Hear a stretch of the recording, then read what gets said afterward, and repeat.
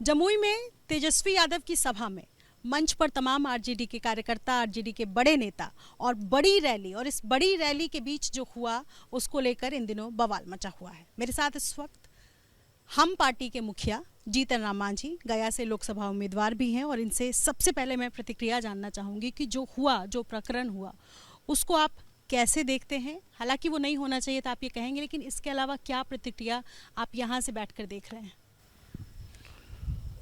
हमारे दिमाग में ये बनती है कि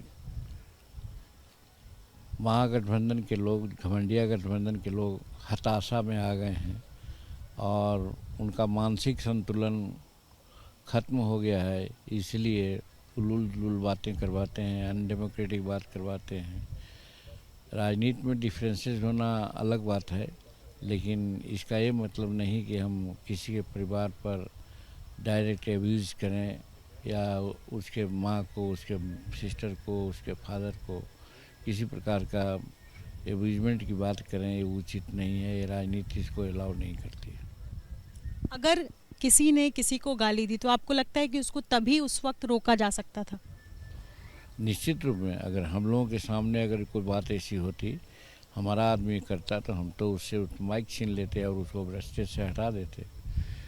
इसकी इजाज़त राजनीति में नहीं होनी चाहिए। फेयर राजनीति का मतलब है कि हम हर तरह से फेयर रहें, और सैद्धांतिक लड़ाई हो सकती है, लेकिन इस प्रकार का जो जिसको गमारी भाषा कर सकते हैं, गमारी भाषा यूज़ कर के ये करना, और उसमें उसके प्रेजेंस में, तो इसका मतलब है कि तेजस्वी प्रसाद ने ही जानबूझ करके वैसा करवाया हो।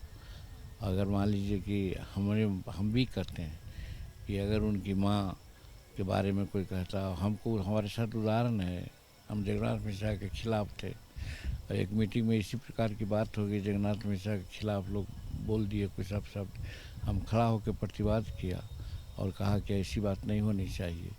तो हम तो उस बात के पक्षधर हैं, लेकिन ऐसा हुआ है तो अनफॉर्चुनेट है, और हम समझते हैं कि इसका जवाब बिहार की जनता देगी। कभी इतिहास, चूंकि आप तो बड़े लंबे समय से राजनीति कर रहे हैं बिहार में, क्या कभी ऐसा हुआ हो पहले कि मंच से किसी के बारे में आपत्तिजनक भाषा का इस्तेमाल किया गया हो और फिर मंच से ही नेता ने उसको उसी वक्त अपोज किया हो?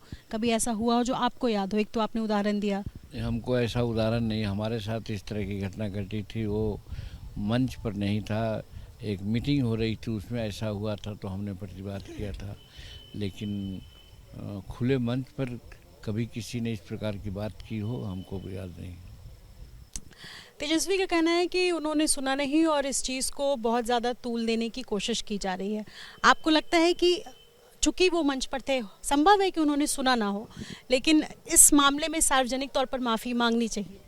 एकदम गलत वो बोल रहे हैं कि नहीं सुने हैं। न सुनने का कौन सवाल है, माइक से बोल रहा था, सुन लिए हो। ये गलती पर गलती कर रहे हैं वो, उनको सीधे माफ़ी मांगना चाहिए था। ये गलत हुआ है, हम जनता से माफ़ी मांगते हैं, या जिनके प्रति बात कही गई है उनके परिवार से माफ़ी मांगते हैं। ये न माफ़ी मांग करके अपने कारनामों को, गलती को छिपाना चाह रहे हैं, ये डबल गलती कर रहे हैं। बहुत शुक्रिया हमसे बातचीत करने के लिए। अपने सहयोगी CK सिंह के साथ निधि श्री, ABP न्यूज़ गया।